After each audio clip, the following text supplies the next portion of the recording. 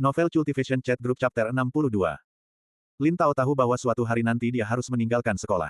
Ketika hari itu tiba, jika pria setinggi 2 meter ini datang mencarinya dan ingin memberinya rasa kepalan tinju sebesar kantong pasir. Yang bisa dilakukannya hanyalah memesan tempat tidur di rumah sakit yang dikenalnya yang dekat jendela, memiliki sirkulasi udara baik dan pemandangan indah sebelum merasakan model tinju kantong pasir ini.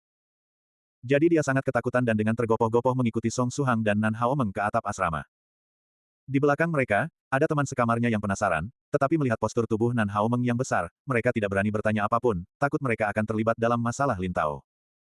Meskipun mereka ingin membantu Lin Tao, mereka memiliki perasaan, ingin membantu tapi tak mampu. Seperti asrama Song Suhang, atap di sini terkunci, Song Suhang tidak punya kuncinya.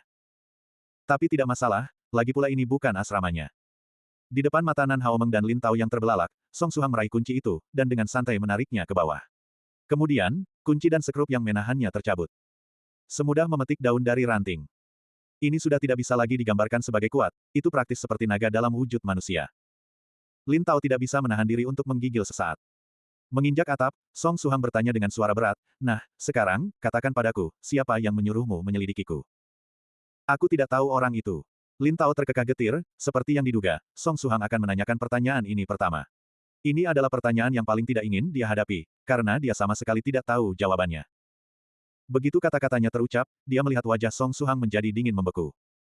Lin Tao cepat-cepat mencoba memperbaiki situasi, dia memeras otaknya mencoba mengingat dan berkata, "Tunggu, aku bisa mengingat kira-kira bagaimana penampilannya." Dia lebih tinggi dariku sepanjang kepala, sekitar 1,83 meter, ya, agak kurus, dengan lengan panjang. Jelas lebih panjang dari orang biasa. Karena dia memakai kacamata hitam besar, aku tidak melihat jelas wajahnya. Bibirnya tebal, seperti sosis bengkak. Hanya itu, wajah Song Suhang terlihat seperti gunung berapi yang akan meletus, seperti akan meledak setiap saat. Masih ada sedikit lagi. Meskipun orang ini mencoba menyembunyikannya saat berbicara, aku masih bisa tahu bahwa aksen aslinya seharusnya lebih dekat ke aksen daerah perbatasan kota Jie dan wilayah Jiangnan. Karena aku tinggal di sana waktu kecil, aku sangat sensitif terhadap aksen di sana. Lin Tao buru-buru berkata. Daerah perbatasan kota Jie dan wilayah Jiangnan, yang juga merupakan wilayah tempat Jalan Luo Xin berada. Seperti yang diduga, itu karena Spirit Ghost. Song Suhang bisa samar-samar mengonfirmasinya dalam hati. Selain ini, aku tidak tahu lebih banyak. Sebenarnya aku tidak mengungkapkan terlalu banyak informasi tentangmu, hanya beberapa teman baikmu dan kerabatmu. Informasi ini adalah hal-hal yang diketahui teman sekelasmu dan sekolah. Itu juga mungkin untuk diekstrak dari jaringan sekolah. Bagaimanapun juga aku tidak bisa menemukan lebih banyak di jaringan sekolah. Omong-omong, ini adalah hadiah yang orang itu berikan padaku, akan kuberikan semua padamu. Lin Tao cemas mengeluarkan seikat uang merah dari sakunya, berharap pengampunan Song Suhang. Melihat ikatan uang merah itu, sedikit rasionalitas terakhir dalam pikiran Song Suhang runtuh. Hanya karena sejumlah uang ini, orang ini memberikan informasi rinci tentangnya kepada orang asing. Menyebabkan hidupnya dalam bahaya. Dan juga, jika masalah ini tidak cepat diselesaikan, hidup keluarga dan teman-temannya mungkin juga dalam bahaya. Menjijikkan. Song Suhang meraih kerah kemeja Lin Tao, menariknya dengan kasar ke arahnya, tangan kanannya berubah menjadi kepalan, dan menghantamkannya ke wajah Lin Tao. Ini adalah gerakan terlarang di antara teknik pukulan, disebut pukulan penghancur wajah persahabatan. Lin Tao terlempar ke udara, darah segar mengucur dari mulutnya, bersama dengan beberapa gigi. Wajahnya yang terkena pukulan mulai cepat membengkak.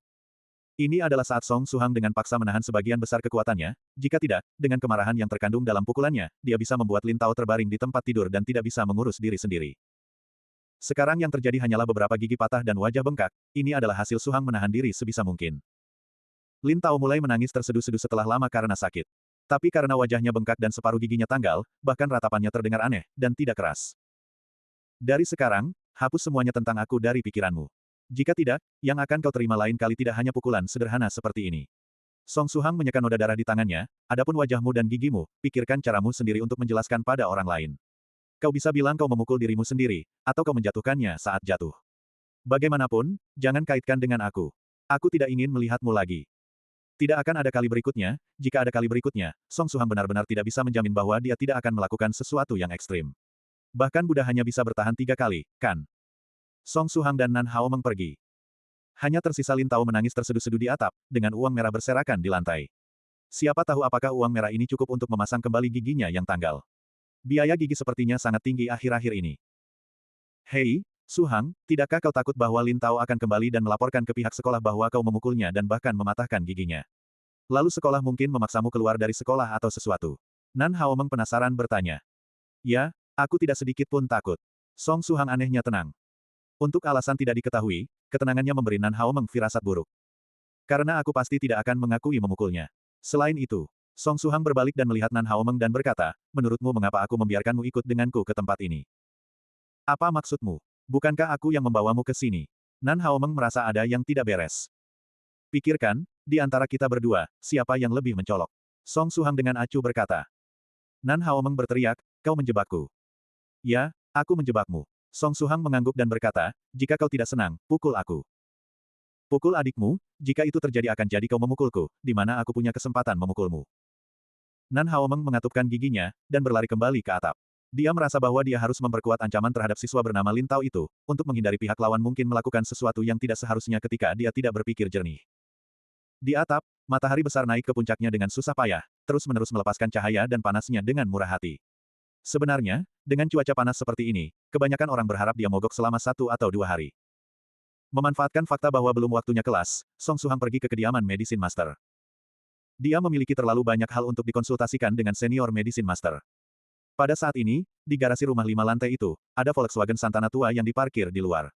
Itu adalah model Santana kotak tua yang digunakan di sekolah mengemudi lebih dari 10 tahun lalu. Jenis kendaraan ini sudah benar-benar ditarik dari pasar selama bertahun-tahun karena usianya. Siapa tahu masih ada orang yang mengemudikan sesuatu seperti itu hari ini. Song Suhang mulai curiga bahwa mobil ini mungkin bahkan tidak diizinkan di jalan sekarang. Ada tamu. Dia berkata dalam hati, lalu meraba kuncinya, bermaksud membuka pintu. Namun pada saat itu, pintu rumah terbuka lebih dulu. Seorang wanita dengan rambut sebahu berjalan keluar dari rumah, dia bertubuh mungil, sekitar 1,5 meter. Namun, dia memiliki aura yang kuat, setiap langkahnya memiliki aura yang akan menyaingi harimau yang memeriksa gunungnya. Dia memiringkan kepala dan menatap Song Suhang, lalu melanjutkan urusannya sendiri dan berjalan ke Santana tua, dan membuka bagasi. Dia mengambil tungku penyulingan pil berukuran sekitar 1 meter kubik. Lalu, dia mengangkat kakinya, dan menginjak tungku penyulingan pil itu. Tungku penyulingan pil yang malang itu membuat erangan tragis. Wanita ini tampaknya dalam suasana hati yang buruk, dan dia tampaknya juga memiliki temperamen yang buruk.